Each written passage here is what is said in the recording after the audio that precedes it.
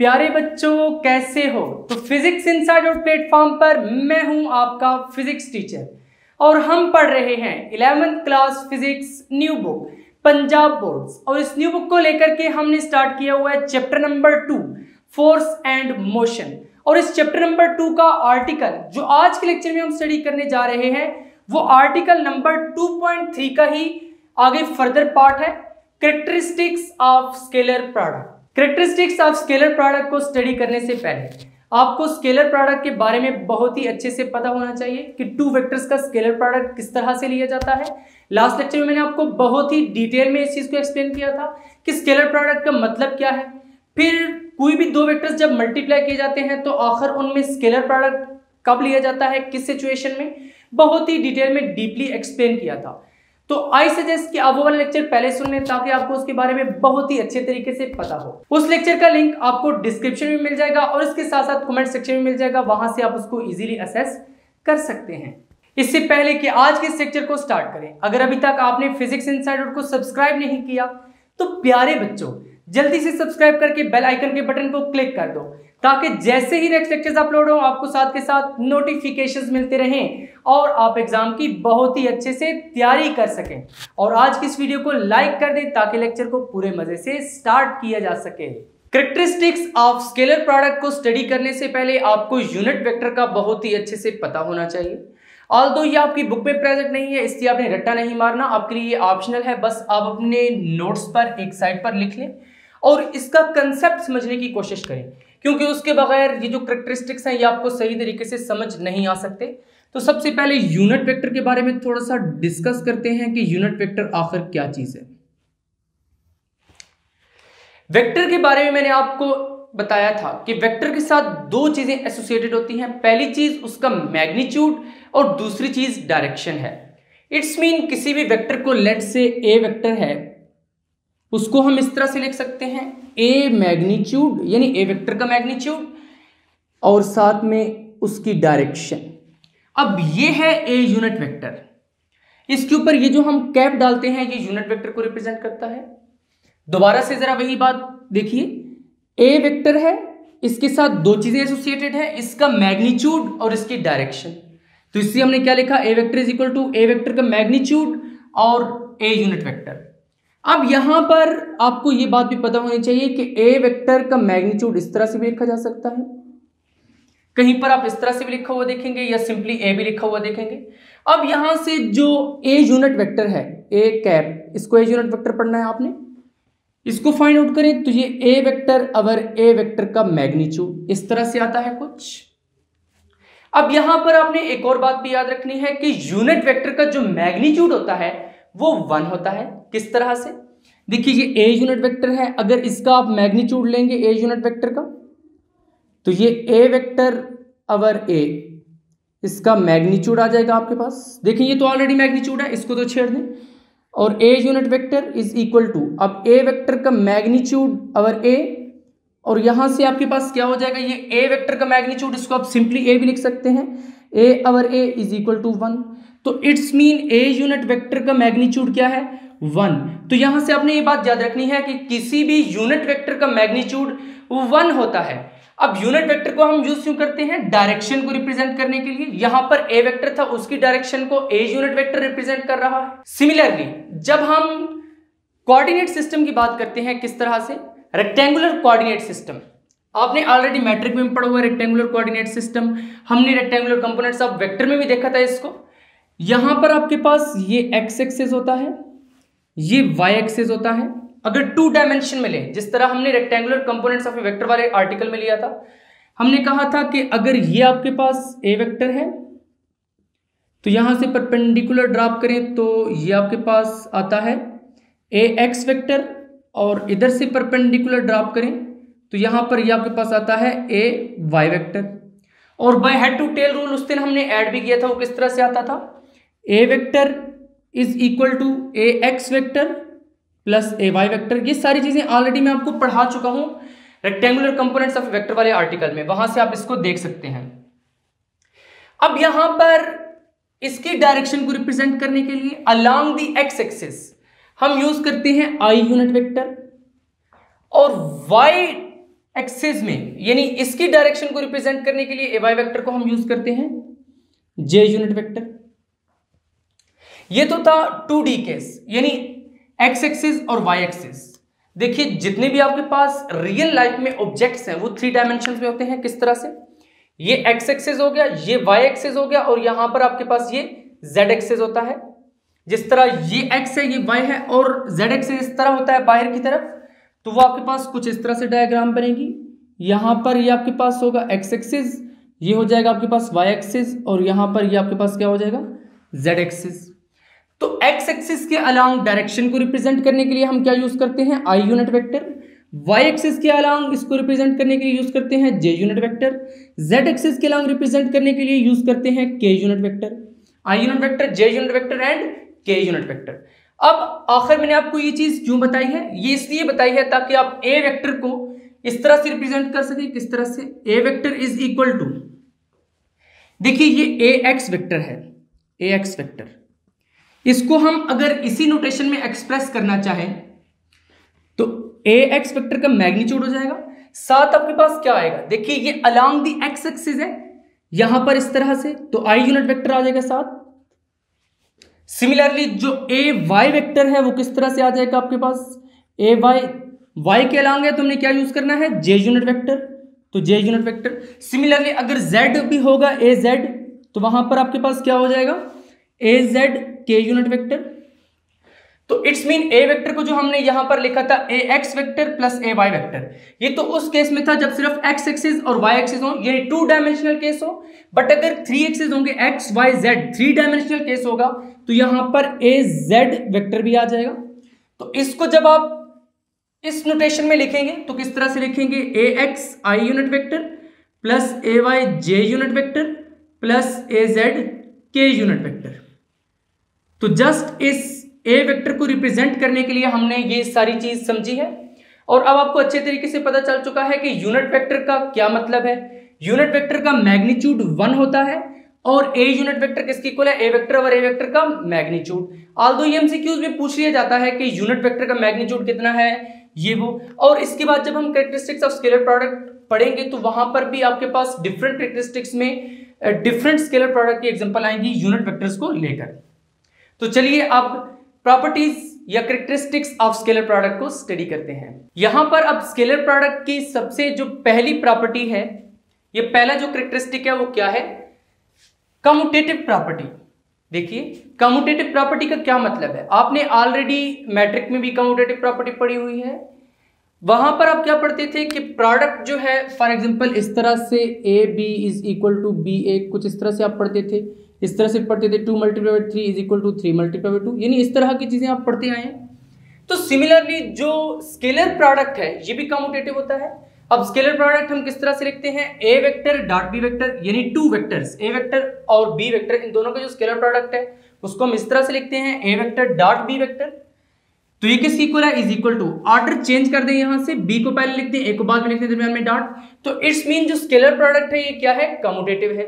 The order of multiplication is irrelevant. इसका मतलब क्या है कि A vector dot B vector लिखा हुआ हो या B vector dot A vector लिखा हुआ हो, ये सेम है क्योंकि इनका रिजल्ट सेम है।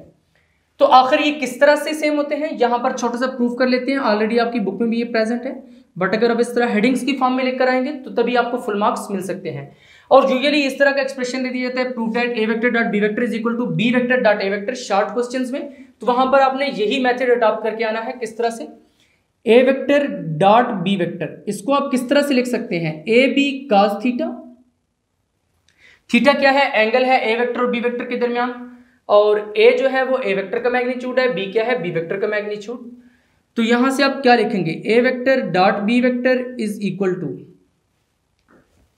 देखें अब ये तो मैग्नीट्यूड है ए बी, ऑब्वियसली कोई नंबर्स ही होंगे, नंबर्स की मल्टीप्लिकेशन तो आप सिंपली कर सकते हैं, ए को बी से मल्टीप्लाई करेंगे, बी को ए से मल्टीप्लाई करें। इट्स मीन हम इसको इस तरह से लिख सकते हैं B A cos theta, then A vector dot B vector is equal to B, और इसको अगर आप ब्रैकेट में लिख लें ए कॉस थीटा। जो ऑलरेडी हमने एक चीज पढ़ी हुई है यहां पर, B vector dot A vector is equal to B A cos theta, ये लास्ट लेक्चर में मैंने आपको पढ़ाया था। तो ये वही चीज बन रही है। तो यहां पर लिख दें A vector dot B vector is equal to B vector dot A vector. यहां तक तो ये आपके पास कम्यूटेशन प्रूव हो चुकी है। आगे चलकर न्यूमेरिकल्स में भी हम इस तरह की चीजें देखेंगे, एमसीक्यूज में भी इस तरह के कंसेप्ट यूज होंगे, तो वहां पर आपको मजीद अच्छे तरीके से ये चीज समझ आ जाएगी। Second characteristic of scalar product है scalar product of two mutually perpendicular vectors. अब म्यूचुअली परपेंडिकुलर वेक्टर्स का क्या मतलब है? लेट्स से यहां पर ये एक वेक्टर है जो कि ए वेक्टर है और ये दूसरा वेक्टर है जो कि बी वेक्टर है। यहां पर अब हमने क्या स्टडी करना है? Scalar product of two mutually perpendicular vectors. Mutually perpendicular vector का क्या मतलब है कि वो दोनों आपस में 90 डिग्री का एंगल बना रहे हैं। पहला वेक्टर क्या है? ए वेक्टर, दूसरा क्या है? B vector. ये दोनों आपस में 90 डिग्री का एंगल बना रहे हैं जिसकी वजह से म्यूचुअली परपेंडिकुलर है। तो हमने क्या लिखा है? If two vectors are mutually perpendicular to each other, कि दो वेक्टर्स जिस तरह के ए वेक्टर और बी वेक्टर हैं अगर आपस में म्यूचुअली परपेंडिकुलर हों, that is theta is equal to 90 degree, उनके दरमियान जो थीटा है वो 90 डिग्री हो, then their scalar product is zero. तो वहां पर आप जो A vector dot B vector find करेंगे वो जीरो के इक्वल होगा। किस तरह से? A vector dot B vector is equal to A B cos theta होता है। यहां पर A vector dot B vector is equal to A B cos of 90 degree हो जाएगा भाई। यहां पर आप लिख देंगे since theta is equal to 90 degree, A vector dot B vector is equal to A vector का मैग्नीट्यूड बी वेक्टर का मैग्नीट्यूड। cos 90 डिग्री क्या होता है? आपने ऑलरेडी मैट्रिक में पढ़ा हुआ है और 11th क्लास की मैथमेटिक्स में भी आपने पढ़ा हुआ है। cos 90 होता है जीरो के इक्वल। तो यहां पर A vector dot B vector is equal to A B into zero. किसी भी चीज को जीरो से मल्टीप्लाई करें तो आंसर क्या आता है? जीरो। तो यहां से क्या पता चल गया है? A vector dot B vector is equal to zero. और ये किस वक्त होगा? जब थीटा किस इक्वल होगा? 90 डिग्री के इक्वल। तो यही चीज हमने कही थी, if two vectors are mutually perpendicular to each other, अगर दो वेक्टर्स आपस में म्यूचुअली परपेंडिकुलर हो, इट्स मीन उनके दरमियान जो एंगल हो वो 90 डिग्री का हो, then their scalar product is zero. किस तरह से? A vector dot B vector is equal to A B cos theta. तो जब cos 90 आप लिखेंगे तो वो जीरो हो जाएगा जिसकी वजह से A vector dot B vector zero के इक्वल हो जाएगा। अभी आपने जो scalar product of two mutually perpendicular vectors पढ़ा है उसमें आपने क्या पढ़ा है? A vector dot B vector is equal to zero. ये जो अभी मैं आपको बात बताने लगा हूं ये आपके लिए ऑप्शनल है, आप अपने नोटबुक पर रफ साइड पर इसको नोट करेंगे। अगर हम यूनिट वेक्टर्स के केस में बात करें तो आई unit vector dot J unit vector, जिस तरह ये ए वेक्टर डॉट बी वेक्टर था। यूनिट वेक्टर्स के केस में आई unit vector dot J unit vector. अब ये आई क्या है, जे क्या है, ये आपको मैं ऑलरेडी बता चुका हूं। तो किस तरह से होगा? आई यूनिट वेक्टर का मैग्नीट्यूड, जिस तरह इसको हम लिखते थे ना, A vector dot B vector is equal to A B cos theta. Similarly इसको भी हम लिख सकते हैं आई यूनिट वेक्टर का मैग्नीट्यूड। तो यूनिट वेक्टर का मैग्नीट्यूड क्या होता है? 1। तो यहां पर हम क्या लिखेंगे? 1। यहां पर b था तो यहां पर मैग्नीट्यूड आया है। यहां पर अब j यूनिट वेक्टर है तो यहां पर भी क्या होगा? मैग्नीट्यूड आएगा j यूनिट वेक्टर का। यूनिट वेक्टर का मैग्नीट्यूड 1 होता है तो यहां पर भी 1 हो जाएगा। साथ cos ऑफ, क्योंकि हम म्यूचुअली परपेंडिकुलर की बात कर रहे हैं, cos ऑफ 90 डिग्री हो जाएगा। तो यहां पर फिर क्या हो जाएगा आपके पास? 1 इंटू 1 और ये cos 90 क्या हो जाएगा? 0। तो ये चीज आपके पास क्या हो जाएगी? 0। सिमिलरली आप लिख सकते हैं j dot K is equal to 0 और k unit vector dot I unit vector is equal to 0।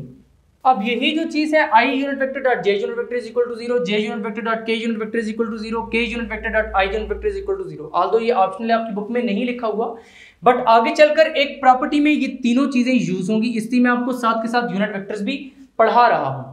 Next है third characteristic of scalar product. यहां पर ये थर्ड कैरेक्टरिस्टिक है। ये क्या है? Scalar product of two parallel vectors. यानी अगर दो वेक्टर्स आपस में पैरेलल हो, किस तरह से? यहां पर ये आपके पास ए वेक्टर हो और ये क्या हो? B vector. अब जब ये दोनों पैरेलल हैं तो एंगल कितना है इनके दरमियान? Theta is equal to 0 degree. क्योंकि पैरेलल के केस में आपने ऑलरेडी मैट्रिक में भी पढ़ा हुआ है, इंटर की मैथमेटिक्स में भी आप पढ़ रहे हैं कि पैरेलल वेक्टर्स के केस में थीटा क्या होता है? 0 डिग्री। क्योंकि वहां पर आप पढ़ते हैं कि जब टू लाइंस आपस में पैरेलल हो तो उनके दरमियान जो एंगल होता है वो 0 डिग्री का होता है। इसी वजह से हम यहां पर लिख रहे हैं theta is equal to 0 degree. The scalar product of two parallel vectors is equal to the product of their magnitudes. यानी आप टू वेक्टर्स का अगर स्केलर प्रोडक्ट लें तो वो जो प्रोडक्ट आता है वो उनके मैग्नीट्यूड्स के प्रोडक्ट के इक्वल आता है। किस तरह से? A vector dot B vector is equal to A B cos of theta कितना है 0 डिग्री। तो यहां से आपके पास ये क्या हो जाएगा, A vector dot B vector is equal to A B cos of 0 degree कितना होता है 1। ये भी आपने ऑलरेडी मैट्रिक में पढ़ा हुआ है। तो A vector dot B vector is equal to A B. अब यहां पर ये ए क्या है, इस ए वेक्टर का मैग्नीट्यूड है, ये बी क्या है, इस बी वेक्टर का मैग्नीट्यूड है। तो यही नहीं आया। Scalar product of two vectors, scalar product of two vectors, कौन से वेक्टर्स जो आपस में पैरेलल हो, is equal to the product of their magnitudes, is equal to the product of their magnitudes. ये अब दोनों मैग्नीट्यूड्स हैं, ए वेक्टर का मैग्नीट्यूड और बी वेक्टर का मैग्नीट्यूड। इट्स मीन जब भी दो वेक्टर्स आपस में पैरेलल होंगे तो उस केस में जो थीटा होगा उनके दरमियान वो 0 डिग्री होगा, और जब थीटा 0 होगा तो A vector dot B vector is equal to A B आ जाएगा।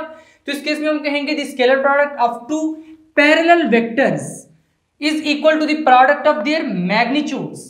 नेक्स्ट है fourth characteristic of scalar product. इसमें क्या है, scalar product of two anti parallel vectors. Third में हमने पढ़ा था scalar product of two parallel vectors.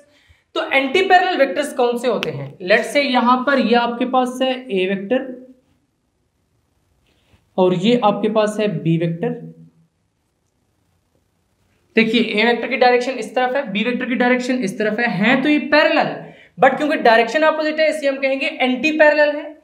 तो जब एंटी पैरेलल होते हैं तो उस वक्त थीटा होता है आपके पास 180 डिग्री। ये भी आपने ऑलरेडी पढ़ा हुआ है। तो हमने यहां पर यही लिखा है if two vectors are anti parallel, यानी इस तरह के दो वेक्टर्स हैं वो अगर एंटी पैरेलल हो, एक इस तरफ हो दूसरा इस तरफ हो, यानी थीटा 180 डिग्री बन रहा हो, then their scalar product is negative. तो उनका स्केलर प्रोडक्ट क्या होता है, नेगेटिव होता है। चलिए देखते हैं किस तरह से। A vector dot B vector is equal to A vector का मैग्नीट्यूड बी वेक्टर का मैग्नीट्यूड cos थीटा। थीटा क्या है, इनके दरमियान एंगल है और वो ये वाला एंगल है 180 डिग्री। तो A vector dot B vector is equal to A B cos of 180 degree. तो यहां पर आप लिख देंगे since theta is equal to 180 degree, so A vector dot B vector is equal to A B cos of 180। ये भी आपने already matric में पढ़ा हुआ है, इंटर में भी आपने बार बार पढ़ा है। cos ऑफ 180 डिग्री -1 होता है। तो A vector dot B vector is equal to minus A B. तो यहां से ये बात तो प्रूव हो गई कि scalar product of two anti parallel vectors जिनके दरमियान थीटा 180 डिग्री हो, then their scalar product is negative. तो उनका जो स्केलर प्रोडक्ट है वो नेगेटिव होगा। जब पैरेलल वेक्टर्स की हमने बात की थी तो हमने कहा था A vector dot B vector is equal to A B, और जब एंटी पैरेलल की हमने बात की है A vector dot B vector, तो हमारे पास क्या है माइनस ए बी। तो ये किस वक्त है, जब थीटा 0 डिग्री था। ये किस वक्त है, जब थीटा 180 डिग्री है। अब यहाँ पर बोर्ड एग्जाम्स में दो बहुत ही इंपॉर्टेंट शॉर्ट क्वेश्चंस हैं। पहला शॉर्ट क्वेश्चन ये है, under what conditions the value of scalar product of two vectors is positive maximum. तो उस केस में आपने ये वाली चीज प्रूव करनी है, यही थर्ड प्रॉपर्टी लिखनी है, scalar product of two parallel vectors. अभी जो मैं आपको इंग्लिश में वर्डिंग बताता हूं वो आप साथ के साथ नोट किया करें, क्योंकि इसी तरह के क्वेश्चंस बनकर फिर आपके पेपर में भी आएंगे। और जो सेकंड क्वेश्चन है वो ये है, under what conditions the value of scalar product of two vectors is negative maximum. तो उस केस में आपने ये चीज यानी ये वाली चीज आपने प्रूव कर देनी है। तो इसमें हमने यही प्रूव किया है कि जब थीटा 180 डिग्री होता है तो जो स्केलर प्रोडक्ट है टू वेक्टर्स का वो नेगेटिव मैक्सिमम होता है। तो यहां पर जो आपके पास फोर्थ प्रॉपर्टी है वो भी कंप्लीट हो चुकी है। नेक्स्ट है fifth characteristic of scalar product. तो इसमें क्या है, self scalar product of A vector. Self scalar product of A vector का क्या मतलब है कि अगर ए वेक्टर है तो उसका उसी के साथ स्केलर प्रोडक्ट लिया जाए। किस तरह से, A vector dot A vector कर लिया जाए, यानी ए वेक्टर का स्केलर प्रोडक्ट ए वेक्टर के साथ ही लिया जाए, उसको हम कहते हैं self scalar product of A vector A vector. So तो self scalar product of A vector A vector is equal to square of its magnitude. कहता है कि वो स्क्वायर ऑफ इट्स मैग्नीट्यूड की इक्वल है। तो यहां से देख लेते हैं, A vector dot A vector is equal to, जो हम यूजुअली पढ़ते हैं, A vector dot B vector is equal to A B cos theta. तो यहां पर फिर इसी तरह ए वेक्टर का मैग्नीट्यूड आएगा, साथ फिर ए वेक्टर का मैग्नीट्यूड आएगा cos ऑफ। अब थीटा यहां पर क्या होगा, देखिए जब हमने पैरेलल का केस पढ़ा था वहां पर देखा था कि 0 डिग्री थीटा होता है। तो यहां पर भी क्योंकि ए वेक्टर है, वही ए वेक्टर दोबारा से है, ए वेक्टर, तो यहां पर भी एंगल क्या होगा 0 डिग्री। तो ए वेक्टर का मैग्नीट्यूड इंटू ए वेक्टर का मैग्नीट्यूड, cos ऑफ 0 क्या होता है 1, तो यहां पर आप लिख भी दें cos of 0 degree is equal to 1। So तो A vector dot A vector is equal to, ये आपके पास क्या आ जाता है 1 से मल्टीप्लाई करेंगे तो ए ही आ जाएगा, तो A vector dot A vector is equal to A multiply by A, यहां पर ए स्क्वायर के इक्वल आ जाएगा। तो ये क्या चीज है, self product of A vector is equal to square of its magnitude. अब ए क्या है, इस ए वेक्टर का मैग्नीट्यूड है, तो ये स्क्वायर ऑफ मैग्नीट्यूड आ चुका है। अब प्यारे बच्चों यहां पर एक बहुत ही इंपॉर्टेंट और ट्रिकी पॉइंट है जो यूजुअली एमसीक्यूज में आ जाता है, तो स्टूडेंट्स कहते हैं कि ये किधर से आ गया है। अब इसको मैं जरा रफ साइड पर लिखता हूं, A square is equal to A vector dot A vector, A vector dot A vector. अब यहां से अगर आप स्क्वायर को खत्म करें तो दोनों तरफ स्क्वायर रूट लेंगे, तो A is equal to square root of A vector dot A vector. Usually ये चीज एमसीक्यूज में पूछी जाती है कि magnitude of A vector is given by, साथ ये चीज दी जाती है, साथ वो दूसरे वाला दिया जाता है A x square plus A Y square का स्क्वायर रूट, तो साथ तीसरा भी एक दिया जाता है ए स्क्वायर का स्क्वायर रूट। तो इस केस में जो है वो सारे के सारे उसके मैग्नीट्यूड होंगे, तो ऑल ऑफ अबव या ऑल ऑफ दीज हो जाएगा। तो यहां पर ये वाला ऑप्शन के अंदर होता है, स्टूडेंट्स क्या करते हैं, कहते हैं कि ये वाला ऑप्शन तो हमने पढ़ा हुआ ही नहीं है, इट्स मीन ये तो एमसीक्यूज ही गड़बड़ है। तो भाई वहां पर एमसीक्यूज नहीं गड़बड़ होता, बल्कि ये वाला ऑप्शन यहां से आया है। देखिए A vector dot A vector is equal to A square, तो A square is equal to A vector dot A vector, तो यहां से अगर आप स्क्वायर खत्म करें तो A is equal to square root of A vector dot A vector का स्क्वायर रूट हो जाएगा। अब ये चीज तो आपने पढ़ ली, ये जस्ट ऑप्शनल आपके अंडरस्टैंडिंग के लिए मैंने बताया था। तो इसमें यूनिट वेक्टर्स का भी केस आ जाता है, जिस तरह A vector dot A vector, similarly I unit vector dot I unit vector भी आ जाता है। ये भी ऑप्शनल है, आप अपनी नोटबुक पर रफ साइड पर नोट कर लें आई unit vector dot I unit vector. क्योंकि डे 1 जब मैंने आपको फर्स्ट लेक्चर दिया था जिसमें बुक का इंट्रोडक्शन करवाया था, तब मैंने आपको ये बात बताई थी कि फिजिक्स इनसाइड आउट पर आप जितने भी लेक्चर्स देखेंगे उसमें साथ के साथ मैं आपको ट्रिक्स और शॉर्टकट्स भी कुछ बताऊंगा जो कि आपने अप्लाई करनी है, और उसके साथ साथ बिल्कुल स्ट्रक्चर्ड वे में हमने लेकर चलना है। अब ये जितनी भी ट्रिक्स हैं ये साथ के साथ मैं आपको बताता जाऊंगा हर लेक्चर में, क्योंकि अब ये वाले जो टॉपिक्स हम पढ़ रहे हैं ये पेपर में बार बार पूछे जाने वाले टॉपिक्स हैं, इससे आपने इनको अच्छे तरीके से समझना है। So I unit vector dot I unit vector, अब हमने जो पढ़ा हुआ वो क्या है, A vector dot B vector is equal to A vector का मैग्नीट्यूड बी वेक्टर का मैग्नीट्यूड cos ऑफ थीटा। तो यहां पर I unit vector dot I unit vector, देखिए आई यूनिट वेक्टर का मैग्नीट्यूड पहले आएगा वो क्या हो जाएगा 1, फिर इस आई यूनिट वेक्टर का मैग्नीट्यूड आएगा वो भी क्या होगा 1, तो cos ऑफ, जब सेल्फ स्केलर प्रोडक्ट होगा तो थीटा क्या है 0 डिग्री, तो यहां पर cos ऑफ 0 डिग्री हो जाएगा। So I unit vector dot I unit vector is equal to cos of 0 क्या हो जाएगा 1, 1 मल्टीप्लाई 1 मल्टीप्लाई 1, ये 1 ही हो जाएगा। सिमिलरली जब हम j unit vector dot j unit vector करेंगे तो ये भी 1 हो जाएगा, k unit vector dot k unit vector करेंगे तो ये भी 1 हो जाएगा। यूजुअली ये चीजें एमसीक्यूज में पूछी जाती हैं और इस मर्तबे भी आपसे पूछी जा सकती हैं, तो वहां पर ये चीज आपको पता होनी चाहिए, क्योंकि इसमें से बहुत सारा सिलेबस ऐसा है जो मैट्रिक में शिफ्ट हो गया है, तो यूनिट वेक्टर्स वाला कंसेप्ट वहां पर है, इसलिए यहां पर मैं आपको बता रहा हूं कि आपने इन चीजों को याद रखना है। एमसीक्यूज में ये चीजें आपसे पूछी जा सकती हैं। 6 प्रॉपर्टी या 6 कैरेक्टरिस्टिक्स ऑफ स्केलर प्रोडक्ट। तो ये क्या है, scalar product in terms of rectangular components. देखिए जो स्केलर प्रोडक्ट है A vector dot B vector 2 vectors का, उसको रेक्टेंगुलर कंपोनेंट्स की फॉर्म में हम किस तरह से लिखते हैं। रेक्टेंगुलर कंपोनेंट्स अब कौन से होते हैं, ये मैंने आपको रेक्टेंगुलर कंपोनेंट्स ऑफ वेक्टर वाले आर्टिकल में बताया था। ए वेक्टर की रेक्टेंगुलर कंपोनेंट्स है A X A Y A Z, B vector की रेक्टेंगुलर कंपोनेंट्स है B X B Y B Z. अब यहां पर स्केलर प्रोडक्ट ऑफ 2 वेक्टर्स यानी ए वेक्टर और बी वेक्टर, ये 2 वेक्टर्स हैं, in terms of the rectangular components उसको इस तरह से लिखा जा सकता है। अब क्वेश्चन ये आता है कि इस तरह से कैसे लिखा जा सकता है, तो भाई आपके पेपर में एक क्वेश्चन आता है, आप अपनी नोट्स पर वो एक साइड पर लिख दें। वो क्वेश्चन कुछ इस तरह से आता है, show that A vector dot B vector is equal to A X B X plus A Y B Y plus A Z B Z. ये इस तरह से क्वेश्चन कुछ बन के आपके पेपर में आता है। तो ये वाला क्वेश्चन जो है वो इसी प्रॉपर्टी के साथ एसोसिएटेड है, तो यहां पर प्रूफ की हेडिंग देंगे और इसको हम प्रूफ कर देंगे। अब याद रखें, अगर आप लॉन्ग क्वेश्चन को सॉल्व करें जिसमें पूछे गए हैं कि right the characteristics of scalar product और डॉट प्रोडक्ट, या फिर आ जाता है discuss the characteristics of scalar product और डॉट प्रोडक्ट। इस तरह के क्वेश्चंस आ सकते हैं। तो उस केस में आपने यहीं तक इस प्रॉपर्टी को लिखना है, प्रूफ वहां पर नहीं करना। ये प्रूफ मैं आपको इसलिए करा रहा हूं क्योंकि ये अक्सर सेपरेट क्वेश्चन आता है, तो उसको आपने इस तरह से सॉल्व करना है। पहले आपने ये चीज लिखनी है, scalar product of two vectors A vector dot B vector in terms of their rectangular components is this, और फिर आपने नीचे प्रूफ कैटेगरी लगाकर उसको प्रूफ कर देना है। और अगर सिर्फ लॉन्ग क्वेश्चन है तो जस्ट आपने उसमें ये वाली प्रॉपर्टी यहां तक लिखनी है, और जो पिछली प्रॉपर्टीज मैंने आपको करवाई है वो इतनी ही लिखनी है जितनी कि आपको लिखवाई है। जस्ट इस प्रॉपर्टी में आपने ये देखना है कि ये चीज अगर सेपरेटली पूछी जाए तब लिखनी है, वरना आपने ये नहीं लिखनी।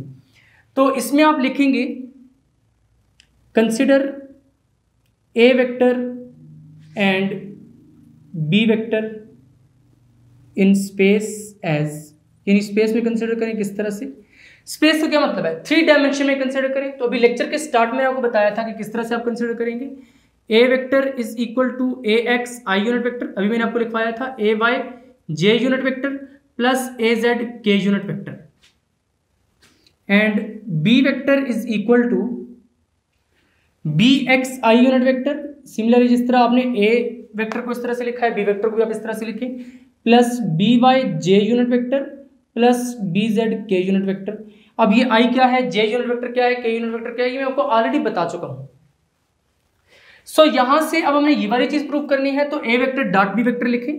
ए vector dot B vector is equal to, A vector का ये वाली जो चीज है वो यहां पर लिख दें, A X I unit vector plus A Y J unit vector plus A Z K unit vector dot B vector वाली चीज उठाकर लिख दें, B X I unit vector plus B Y J unit vector plus B Z K unit vector. अब यहां पर जो आप डॉट प्रोडक्ट लेंगे वो किस तरह से लेंगे? पहले इसका इसके साथ, फिर इसका इसके साथ, फिर इसका इसके साथ, यानी फर्स्ट टर्म को पहले आप इन तीनों के साथ डॉट प्रोडक्ट लेंगे, फिर सेकंड टर्म को इन तीनों के साथ डॉट प्रोडक्ट लेंगे, फिर थर्ड टर्म को इन तीनों के साथ डॉट प्रोडक्ट लेंगे। तो किस तरह से लेंगे? यहां पर जरा लिखते हैं, A vector dot B vector is equal to A X B X I unit vector dot I unit vector.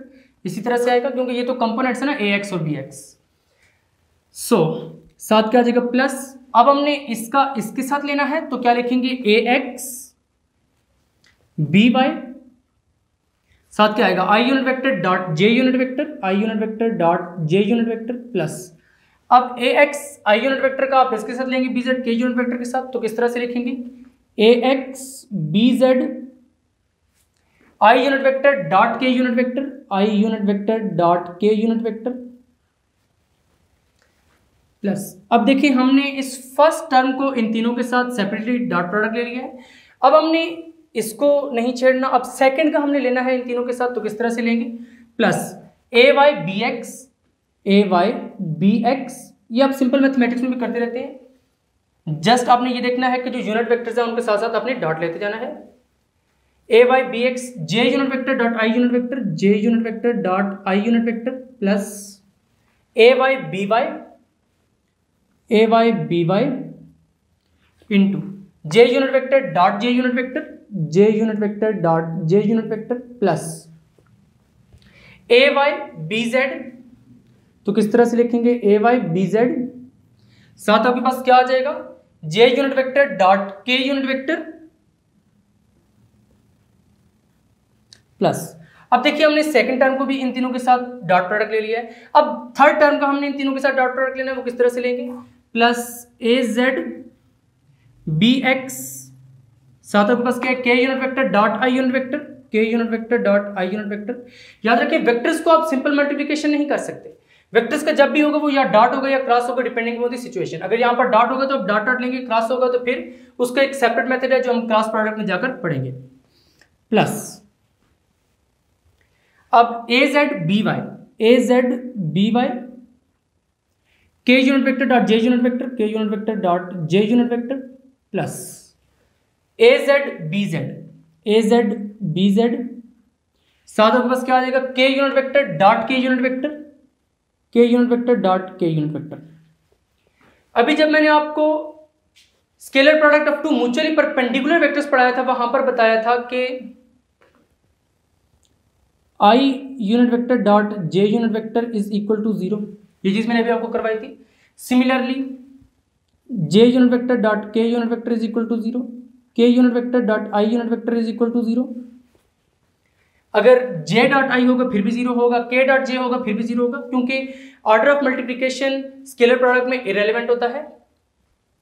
तो यहां पर वो चीज भी आप लिख दें, किस तरह से लिखेंगे, j unit vector dot i unit vector is equal to 0, comma k unit vector dot j unit vector is equal to 0, comma i unit vector dot k unit vector is equal to 0।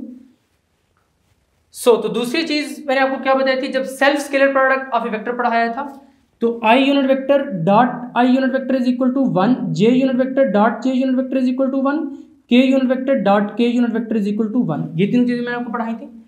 तो इन्हीं सारी चीजों को use करते हुए इस expression को आप जरा सिंप्लीफाई करें, तो a vector dot b vector is equal to ax bx, i unit vector dot i unit vector क्या है 1। अब ये जो ऊपर 2 डॉट्स नीचे 2 डॉट्स, ये सिंस का मतलब है, और ये इस वाले स्टेप के साथ एसोसिएटेड है। मैंने पहले इसलिए लिखा है ताकि आपको आसानी से समझ आ सके। ax bx i unit vector dot i unit vector क्योंकि 1 है तो यहां पर 1 लिख दें, प्लस ax by, साथ क्या आ जाएगा i unit vector dot j unit vector, तो ये किस इक्वल है, 0 के इक्वल है, plus ax bz i unit vector dot k unit vector, i unit vector dot k unit vector ये भी क्या है, 0 है।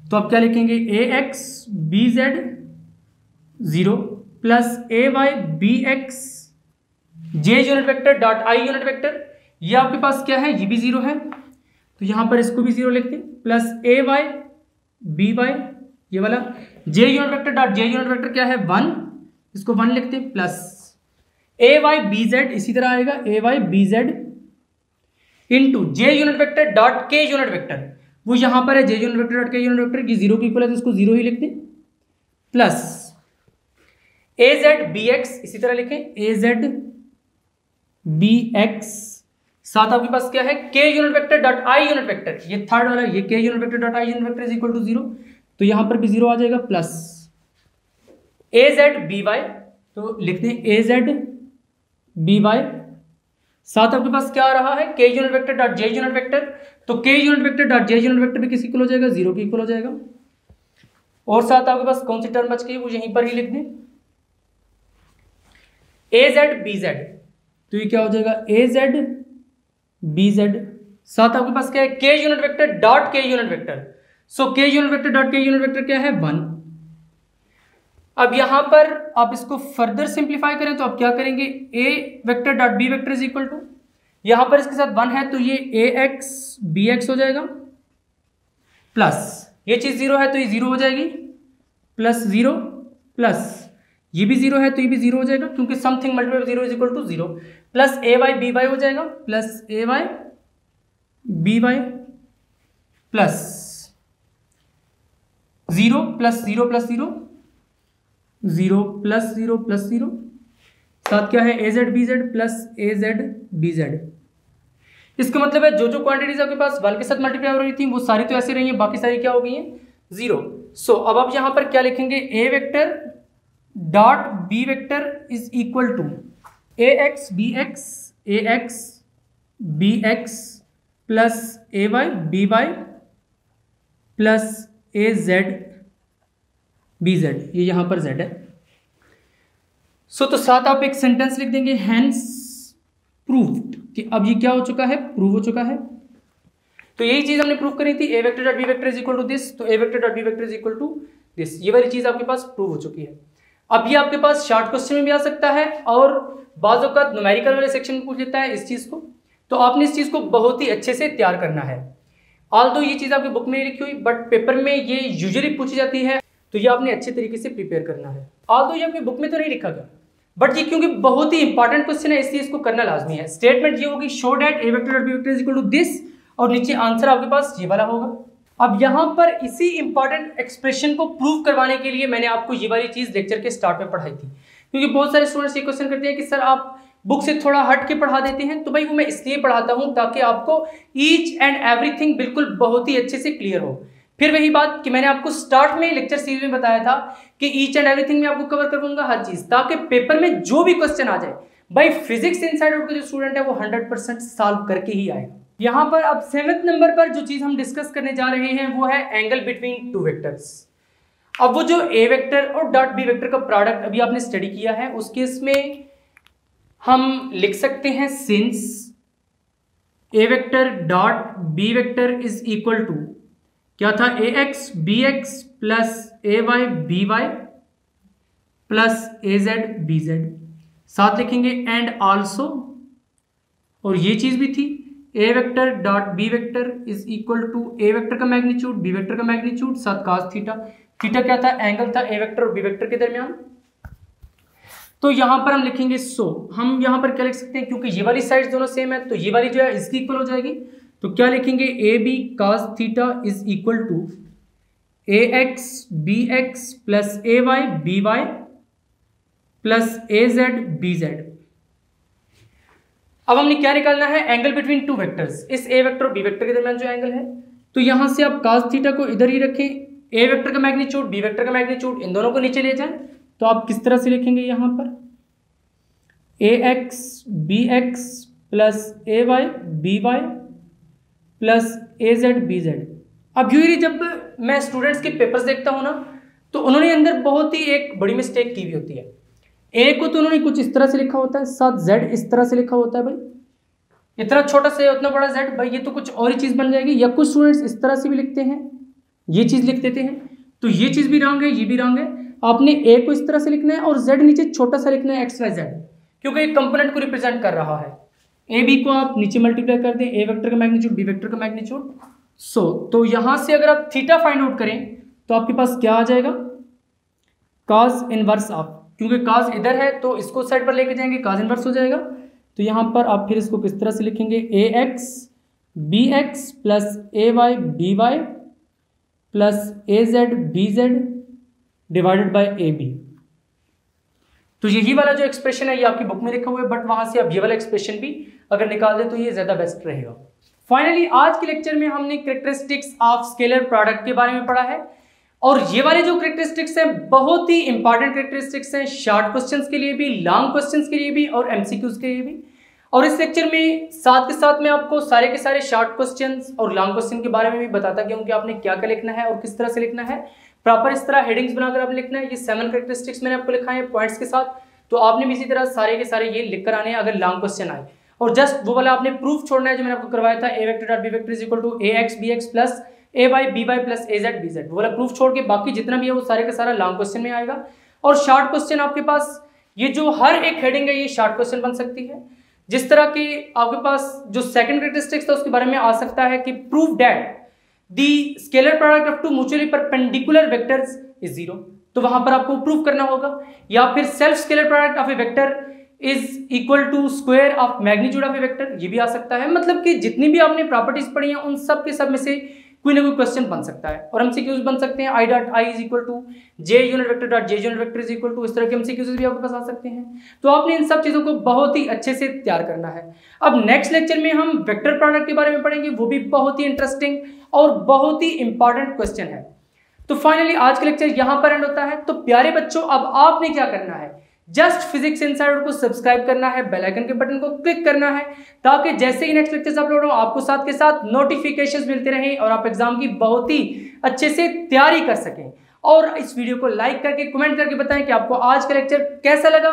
मिलेंगे नेक्स्ट लेक्चर में, तब तक के लिए अल्लाह हाफिज।